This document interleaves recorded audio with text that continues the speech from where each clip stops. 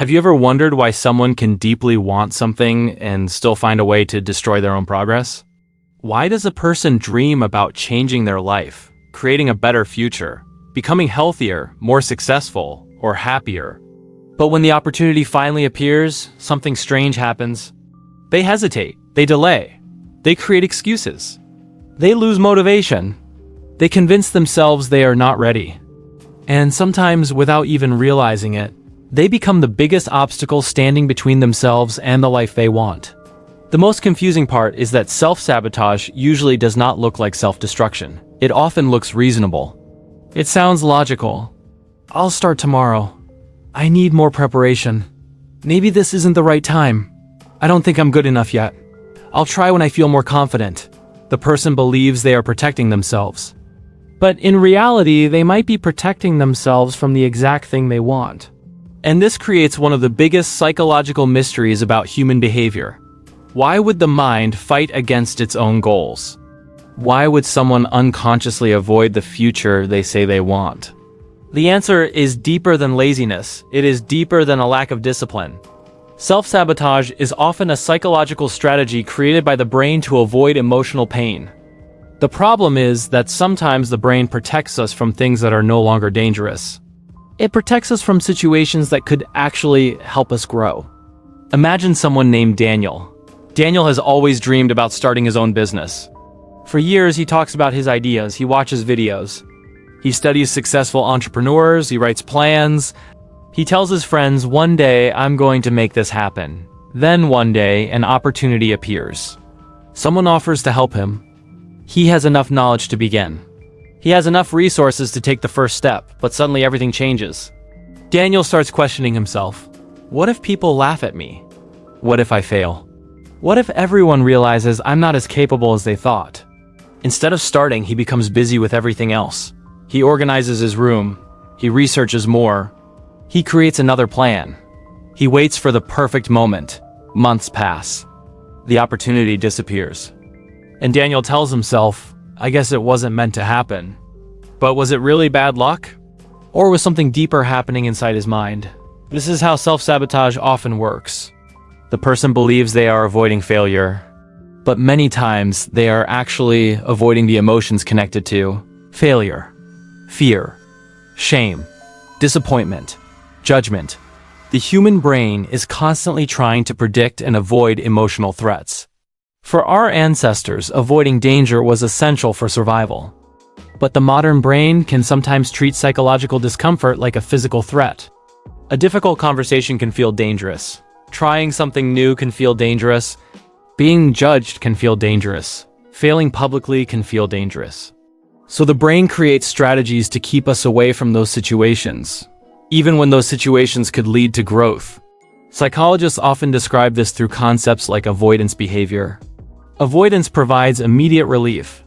When Daniel decides not to start his business, he feels better temporarily. The anxiety disappears. The fear becomes quieter. But the long-term consequence is painful.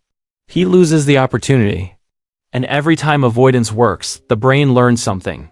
Escaping this situation made me feel safe. So the next time a similar opportunity appears, the brain repeats the same pattern. This is how cycles are created. A person is not necessarily choosing failure.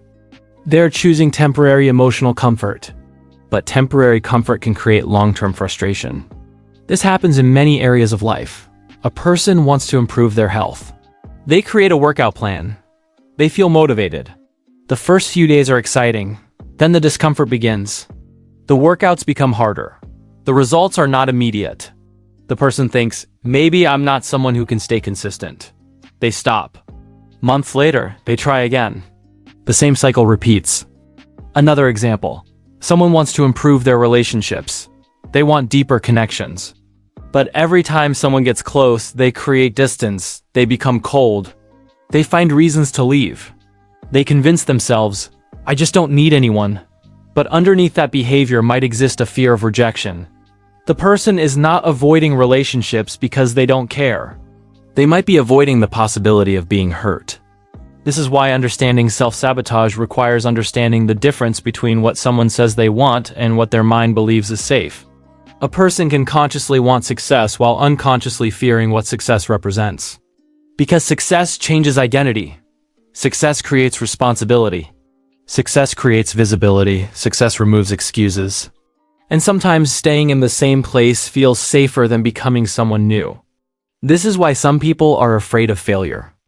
But others are afraid of success. Because success brings new challenges. A person who becomes successful may think, now people expect more from me. What if I can't maintain this? What if everyone discovers I'm not actually capable? This is sometimes connected to what people call imposter feelings. A person achieves something but internally feels like they don't deserve it. They believe they are pretending. They fear being exposed. So instead of enjoying progress, they unconsciously create situations that confirm their negative beliefs. This is where childhood experiences and past experiences can become important. The mind creates beliefs based on experiences. A person who repeatedly experienced criticism may develop the belief, my mistakes make me unacceptable. A person who is constantly compared to others may develop, I am only valuable when I succeed. A person who experienced rejection may develop, getting close to people always ends badly. These beliefs can remain active even when the original situation is gone. The person grows older, their environment changes, but the old mental patterns remain. The brain continues operating with old information. Imagine someone wearing glasses with a distorted lens. Everything they see is affected by that lens. The world has not changed, but their interpretation has. Self-sabotage often works the same way. The person is not reacting only to reality. They are reacting to their internal beliefs about reality. Someone receives constructive criticism. A mentally healthy interpretation might be, I can improve. Someone with a strong fear of failure might interpret it as, I'm not good enough. The event is the same. The meaning changes. And meaning influences behavior. So how can someone recognize self-sabotage? The first sign is repeated patterns. Look at your history. Do you repeatedly start and stop? Do you often get close to something important and then lose momentum? Do you create reasons why something cannot work? Do you avoid opportunities because you feel uncomfortable? Patterns reveal what individual moments hide. The second sign is emotional discomfort before action. Many people think, when I feel confident, I'll start. But confidence often comes after action, not before. Waiting to feel completely ready can become another form of avoidance. The third sign is perfectionism. Perfectionism often looks like ambition. But sometimes perfectionism is fear wearing a different outfit. A perfectionist may say, I want to do my best. But underneath might be, if I cannot do it perfectly, I don't want to risk being judged. Perfection becomes a reason not to begin. The solution to self-sabotage is not fighting yourself. It is understanding yourself. Many people try to change by using criticism. They say, why am I like this? What's wrong with me? Why can't I just be disciplined? But harsh self-judgment often creates more fear. A better approach is curiosity. Ask, what am I trying to protect myself from? What feeling am I avoiding? What belief is controlling my behavior? The goal is not to eliminate fear.